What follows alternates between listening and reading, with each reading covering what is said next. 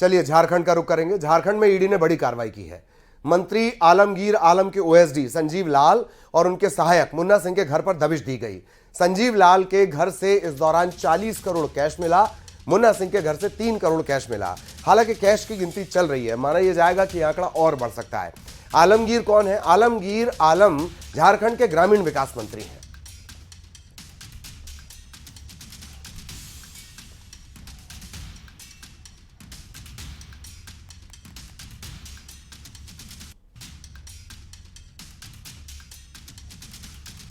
रांची से सहयोगी ओम प्रकाश इस वक्त हमारे साथ जुड़े हुए हैं। सीधा ओम प्रकाश के पास हम आपको लिए चलेंगे।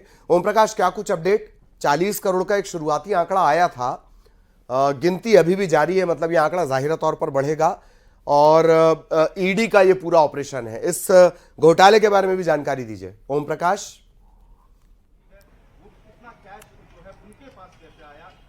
जी बिल्कुल, बता दें कि ये पूरा मामला जो है वो ग्रामीण विकास विभाग से जुड़ा हुआ है और उसी फहरिस्त में आज जो रांची के 6 लोकेशन पर आज जो है वो रेड हो रही है, जिसमें कि आलमगीर आलम जो कि वर्तमान में झारखंड सरकार में ग्रामीण विकास मंत्री हैं, उनके ओएसडी संजीव लाल और इसके साथ ही अगर बात की जाए तो उनके जो ओएसडी के नौकर हैं, सर्वेंट हैं, जो कि इसी फ्लैट में रहते हैं। हमारे पीछे उनका फ्लैट है, जो फ्लैट बताया जाता है। ये फ्लैट जो है वो संजीव लाल के जो नौकर हैं, जो उनके सहायक हैं, उनका इसी फ्लैट में मकान है और इसी में वो रहते हैं और उन्हीं के आवास से, जो जहांगीर आलम उनका नाम बताया जा रहा है, उनके आवास से ही करीब 40 करोड़ रुपए की बरामदगी हुई है।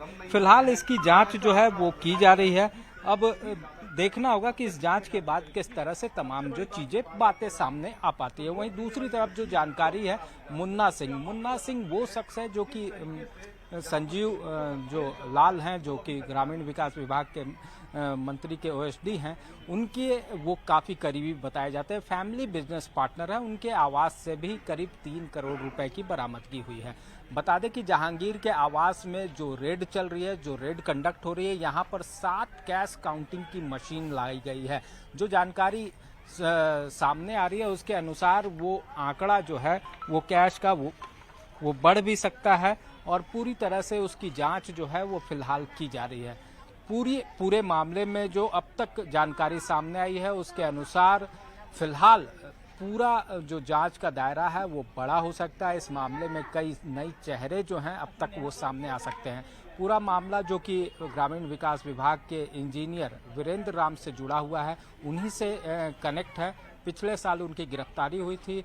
करीब 200 करोड़ से अधिक की संपत्ति की जानकारी ईडी को मिली थी और उसी फहरिस्त में अब जो नए छापेमारी है वो की जा रही है और जो धन कुबेर हैं, 2 धन कुबेरों की आज जो जानकारी है वो ईडी को रांची से मिली है। 6 जगहों पर ये रेड चल रही है, जिसमें 2 इंजीनियर भी शामिल हैं। पथ निर्माण विभाग से जुड़े हुए वो दोनों इंजीनियर हैं जिनके यहाँ पर छापेमारी चल रही है।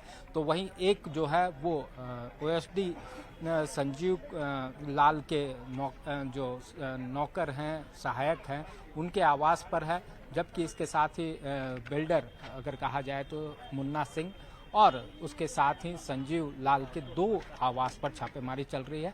और इस पूरे फहरिस्त में अगर बात की जाए तो भ्रष्टाचार के नए चेहरे जो बेनकाब हो रहे हैं वो काफ़ी कहा जाए तो लोगों को भी काफ़ी आश्चर्य हो रहा है, क्योंकि ये जो ओएसडी के जो सहायक हैं, इनकी इतनी हैसियत नहीं है कि वो इतने बड़ी रकम, करीब 40 करोड़ के आसपास की रकम जो है वो रख सके।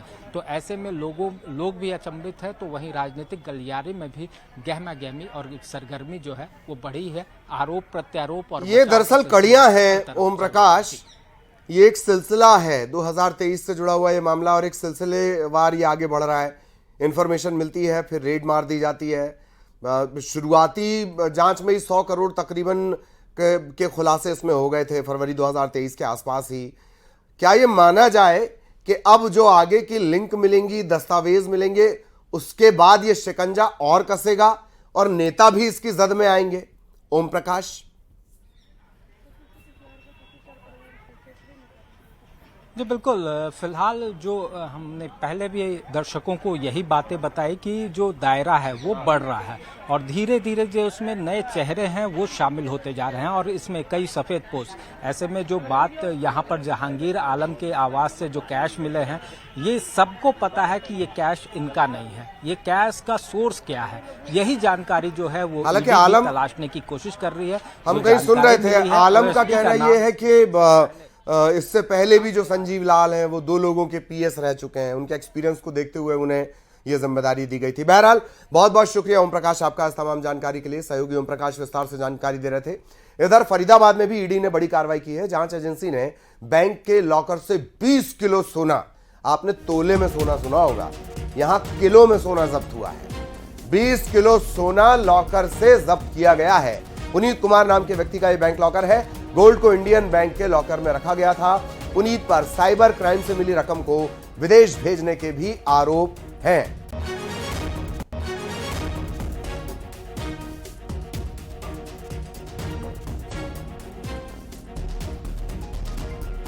बीस किलो सोना जब्त किया गया। फरीदाबाद का यह पूरा मामला है। बैंक लॉकर खंगाले गए। इंडियन बैंक का लॉकर था। पुनीत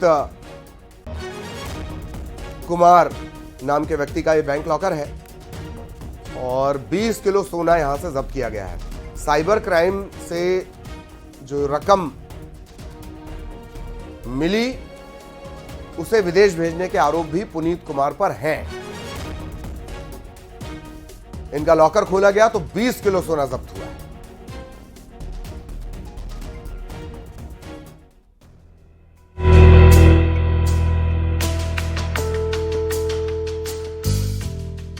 केंद्रीय जांच एजेंसी ईडी ने एक बार फिर बड़ी कार्रवाई की है। ईडी ने करीब 20 किलोग्राम गोल्ड जब्त किया है। पुनीत कुमार नाम के एक आरोपी के लॉकर से 20 किलोग्राम गोल्ड जब्त किया गया है। पुनीत को पिछले महीने नेपाल से लौटने के दौरान दिल्ली के इंदिरा गांधी इंटरनेशनल एयरपोर्ट से गिरफ्तार किया गया था। आरोपी पुनीत के फरीदाबाद स्थित इंडियन बैंक के लॉकर से 20 किलोग्राम गोल्ड बरामद किया गया। साइबर क्राइम से कमाए गए पैसों को विदेश भेजने का भी पुनीत कुमार पर आरोप है। Bureau report, news 18। Cyber crime आज के दौर में हमारे समाज के लिए एक बहुत बड़ा परेशानी का सबब है और साइबर क्राइम से लगभग हर कोई जूझता हुआ नजर आ रहा है। साइबर क्राइम से जुड़े मामले में केंद्रीय जांच एजेंसी ईडी ने एक बड़ी कार्रवाई को अंजाम देते हुए पुनीत कुमार उर्फ पुनीत महेश्वरी नाम के एक ऐसे आरोपी को पिछले महीने गिरफ्तार किया था, जिसके बारे में ये आरोप लगा था कि पुनीत का जो संबंध है कई साइबर क्रिमिनल्स के साथ है। इसी बैंक लॉकर की अगर बात करें तो फरीदाबाद स्थित एक बैंक लॉकर से तकरीबन 20 करोड़ रुपए का गोल्ड को अब जांच एजेंसी ने खुलासा किया है। 20 करोड़ का जो गोल्ड है जो उसके लॉकर में था, अब उसे जांच एजेंसी के द्वारा जब्त कर लिया गया है। निश्चित तौर पे उस गोल्ड के बारे में विस्तार से पूछताछ की जा रही है। किस तरह से उसका कई हवाला कारोबारियों के संबंध है, किस तरह से कई ऐसे आरोपी जिसका फॉरेन में काफ़ी लेन देन होता है, काफ़ी आयात निर्यात किया जाता है, जो सामानों को खरीदते हैं, उन आरोपियों के साथ उसका संबंध है। तो इन तमाम मामलों में विस्तार से तफ्तीश की जा रही है और कहा जा सकता है कि आने वाले दिनों में इस मामले में जांच एजेंसी के द्वारा कुछ और बड़े खुलासे किए जा सकते हैं। शंकर आनंद, न्यूज़ 18, दिल्ली। और छत्तीसगढ़ में इन दिनों गर्मी चरम पर है। 24 घंटे में प्रदेश के बेमेतरा में सबसे ज्यादा तापमान 44.2 डिग्री सेल्सियस दर्ज किया गया। मौसम विभाग ने बिलासपुर, रायपुर और दुर्ग संभाग के जिलों में आगामी 48 घंटों में अधिकतम 42 से 44 डिग्री सेल्सियस के बीच तापमान रह सकता है, इसका अनुमान जारी किया है। मौसम विभाग ने 7 मई को होने वाली 7 लोकसभा सीटों के हिसाब से मौसम का यह हाल बताया है। मौसम वैज्ञानिक चंद्रा ने बताया कि कल लोगों को गर्मी से राहत नहीं मिलेगी। कल छत्तीसगढ़ के कई शहरों में पारा 44 डिग्री के करीब रहेगा। कुछ स्थानों पर बादल भी छाए रहेंगे।